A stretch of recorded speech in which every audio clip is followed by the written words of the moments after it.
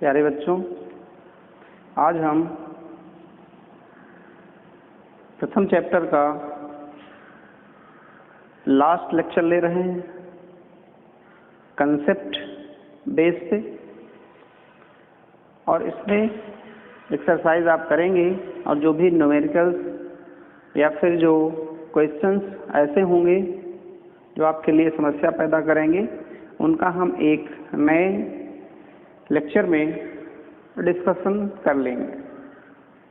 सबसे पहले हम जो छूटा हुआ एक पोर्शन था इस चैप्टर का, conversion of temperature from one unit to other unit, इसे हम कैसे करेंगे उस चीज को देखते हैं।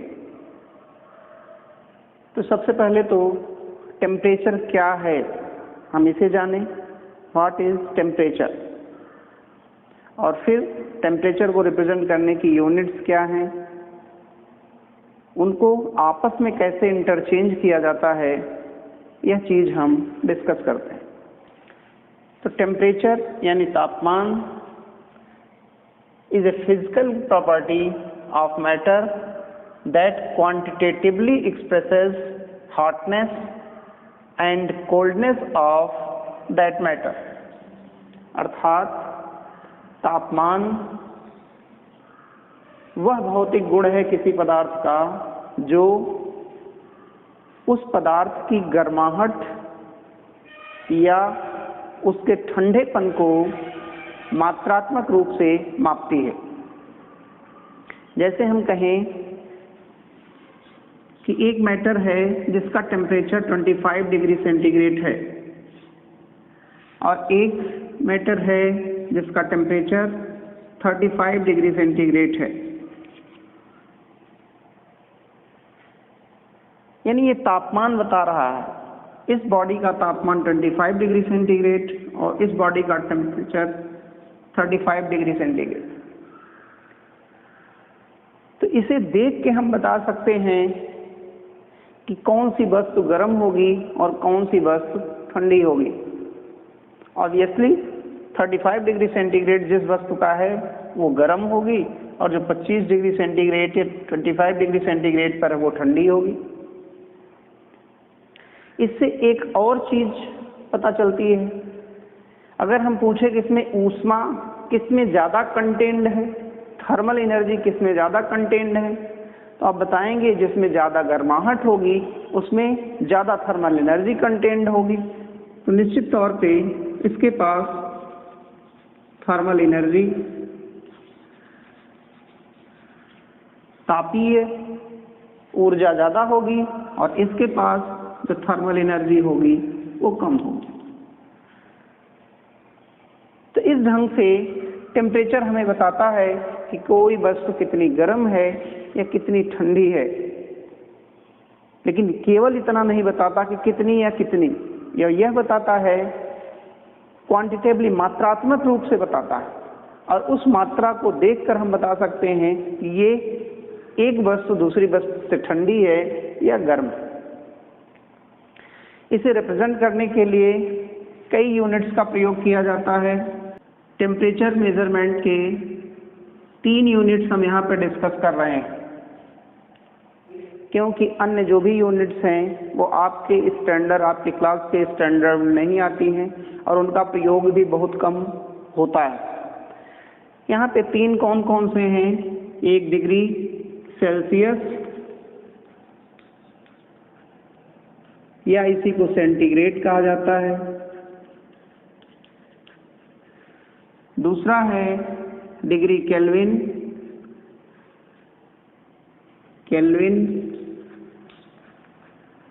और तीसरा है डिग्री फ़ारेनहाइट। इसी डिग्री केल्विन को परम ताप भी बोला जाता है, एब्सोल्यूट टेम्परेचर,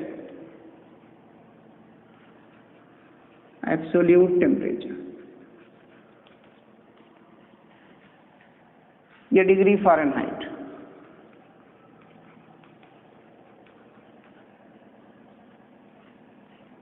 इनका आपस में इंटर कन्वर्जन संभव है, उसके लिए 2 फार्मूले हम यहाँ पे लिख रहे हैं। कि degree kelvin is equal to 273 plus degree centigrade,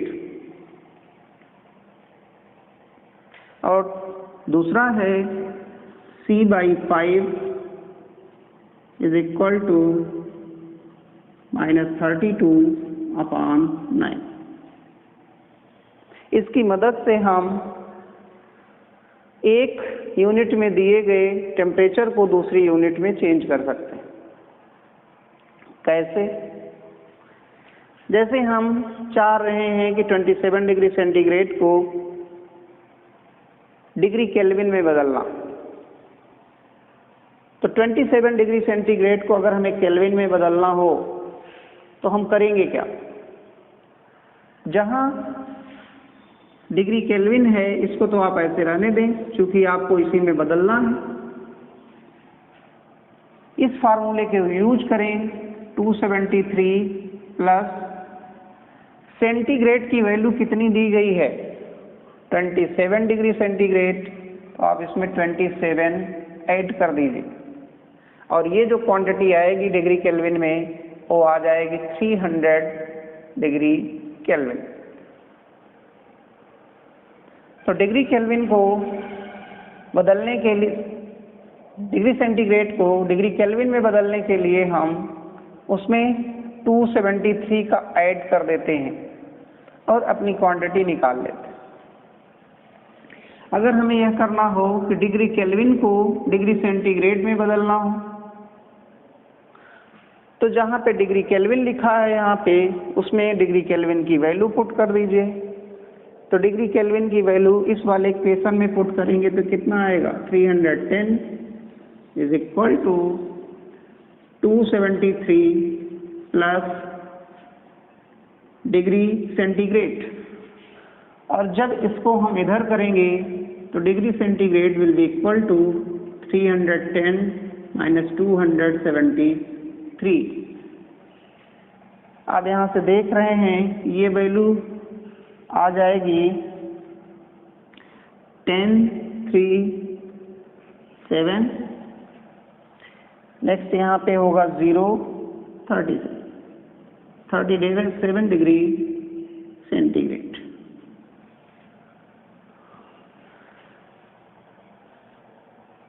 तो इस ढंग से डिग्री केल्विन को हमने डिग्री सेंटीग्रेड में बदल लिया। ऐसे ही हम कर सकते हैं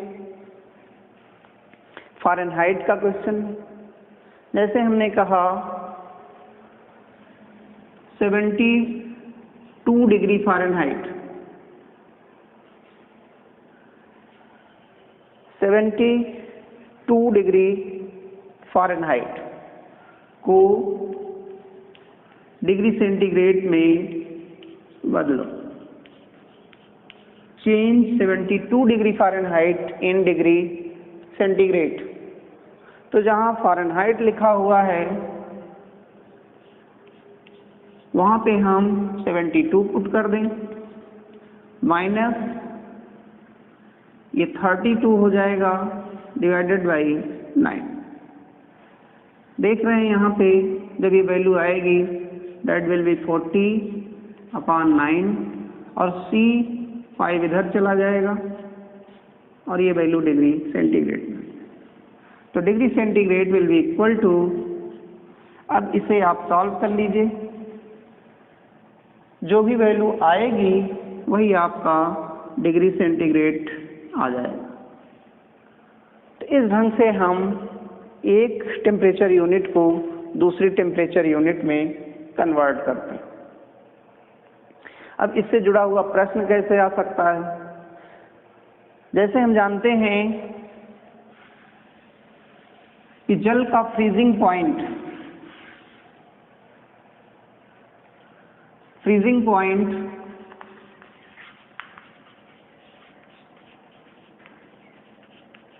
ऑफ वाटर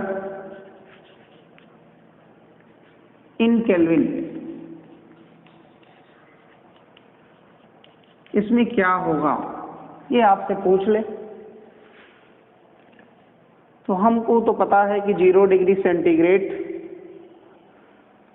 पर पानी फ्रीज होता है, और ये देखा आपने ध्यान नहीं दिया कि किस यूनिट में पूछा गया है। आप 0 डिग्री सेंटीग्रेड लिख के चले आए और वो आंसर गलत हो जाए, क्योंकि यहाँ पे पूछा सेंटीग्रेड में नहीं केल्विन में।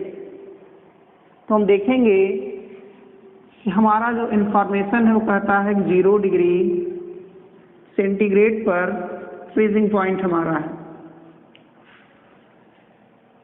अब अगर हम इस सेंटीग्रेड को केल्विन में बदलना चाहें तो आप जानते हैं सेंटीग्रेड को केल्विन में बदलने के लिए इस क्वांटिटी में 273 का ऐड कर देते हैं। जब इसमें 273 को हम जोड़ देंगे तो क्या आ जाएगा? 273 plus 0 that will be 273 degree, यही केल्विन हो जाएगा। तो freezing point of water will be equal to 273 degree kelvin. अगर हम कहें कि बॉइलिंग पॉइंट बताइए, बॉइलिंग पॉइंट ऑफ वाटर, तो हम जानते हैं बॉइलिंग पॉइंट किस पर होता है? 100 डिग्री सेंटीग्रेड पर, 100 डिग्री सेंटीग्रेड पर होता। इसे अगर हम केल्विन में कन्वर्ट करना चाहें तो इसमें हम 273 का और सम कर दें। तो इसको जब हम इसमें 273 जोड़ेंगे तो आ जाएगा 373 डिग्री केल्विन। तो boiling point of water will be equal to 373 degree kelvin. तो इस ढंग से हम टेम्परेचर्स को एक यूनिट से दूसरे यूनिट में ट्रांसफर कर सकते हैं। अब इस पर हम एक नया कंसेप्ट देखते हैं कि टेम्परेचर तो एक यूनिट से दूसरे यूनिट में चेंज हो रहे हैं, तापांतर की वैल्यू यानी दो वस्तुओं के तापों में जो अंतर हो, क्या वे भी तापमान की यूनिट में परिवर्तन पर परिवर्तित होते हैं या फिर नहीं होते हैं। जैसे यदि हम कहें यदि किन्हीं दो वस्तुओं का तापांतर, दो वस्तुओं का तापांतर 2 डिग्री सेंटीग्रेड है, तो उन वस्तुओं का तापांतर डिग्री केल्विन में ज्ञात कीजिए।